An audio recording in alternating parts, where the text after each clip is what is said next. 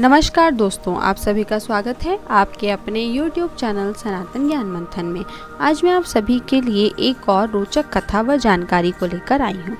दोस्तों, आज मैं आप सभी के लिए एक विशेष शिवलिंग की कथा को लेकर आई हूँ, जिसे बाबा गांजेश्वर नाथ धाम के नाम से जाना जाता है और इसे मिनी बाबा धाम भी कहा जाता है।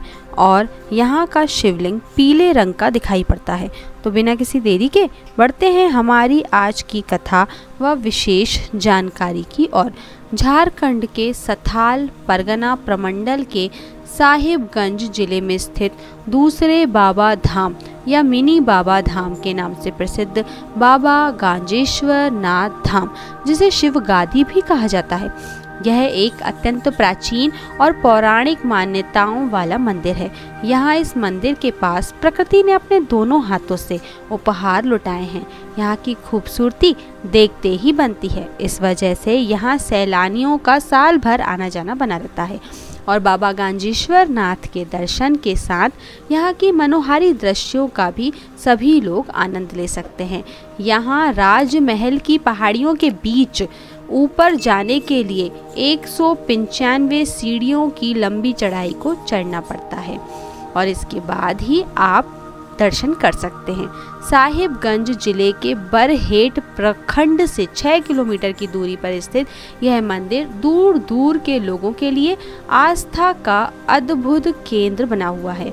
यहाँ मंदिर तक पहुँचने के लिए जहाँ सीढ़ियाँ चढ़नी पड़ती हैं, इन सीढ़ियों की चढ़ाई के बाद ही मंदिर के दर्शन हो पाते हैं। यह मंदिर पहाड़ी पर स्थित है, ऐसे में यह एक टूरिस्ट प्लेस भी कहा जा सकता है।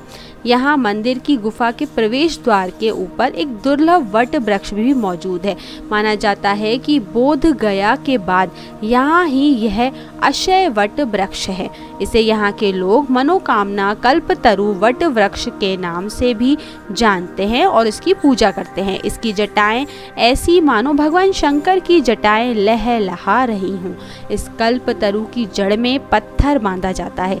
इसे लेकर लोगों के मन में ये मान्यता है कि यहाँ पत्थर बांधने से बाबा गांजेश्वर नाथ भक्त की हर मनोकामना को पूर्ण करते हैं।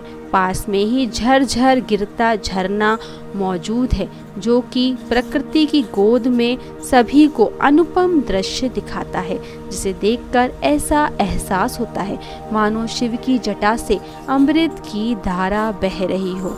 यहाँ श्रद्धालु जब दर्शन करने के लिए आते हैं तो इस पवित्र गुफा में प्रवेश से पहले इस झरने की धारा से अपने आप को पवित्र कर लेते हैं।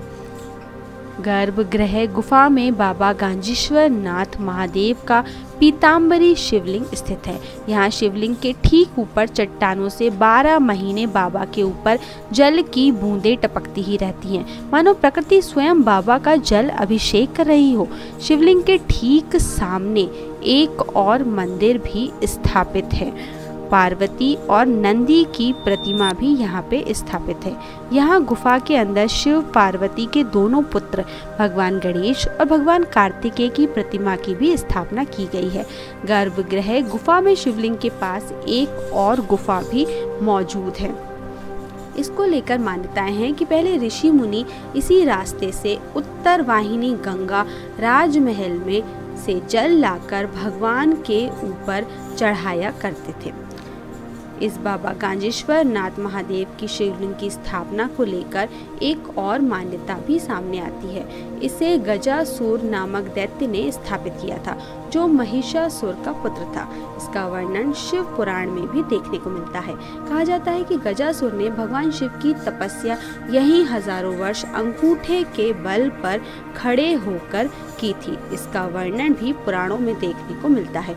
इसके बाद वे अत्याचारी हो गया था। तब ऋषि मुनियों की पुकार पर भगवान शंकर ने उसका संहार किया था, लेकिन उसने मरते मरते ये वर प्राप्त कर लिया था कि मेरे ही नाम के ऊपर यह शिवलिंग का नाम पड़ेगा।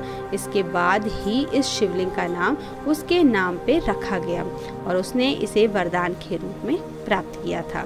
यहाँ पे नंदी के पैरों के निशान भी मौजूद हैं, जिसमें हमेशा ही पानी की जलधारा बरसती रहती है। बताया जाता है कि 16वीं शताब्दी में राजा मान सिंह के द्वारा इस मंदिर में पूजा अर्चना की गई थी और तब से यहाँ लोग आने जाने लगे हैं। यहाँ के आदिवासियों की आस्था इस मंदिर में काफ़ी है और उन्होंने ही इस मंदिर का नाम शिव गादी अर्थात शिव का घर रखा है। यहाँ आने वाले की नज़दीकी रेलवे स्टेशन से बहरवा जंक्शन की सुविधा उपलब्ध है। तो आज के लिए बस इतना ही दोस्तों, हम कल फिर मिलेंगे एक नई कथा व रोचक जानकारी के साथ। अगर आप सभी को हमारी वीडियो पसंद आई हो तो प्लीज़ इसे लाइक करें, बस ज़्यादा से ज़्यादा लोगों के बीच में शेयर करें और हमारे हिंदू धर्म से संबंधित कथा व जानकारी के लिए सब्सक्राइब करें हमारे यूट्यूब चैनल सनातन ज्ञान मंथन को और फेसबुक पर फॉलो करें हमारे पेज को। अब हमें दें इजाज़त। Thank you friends.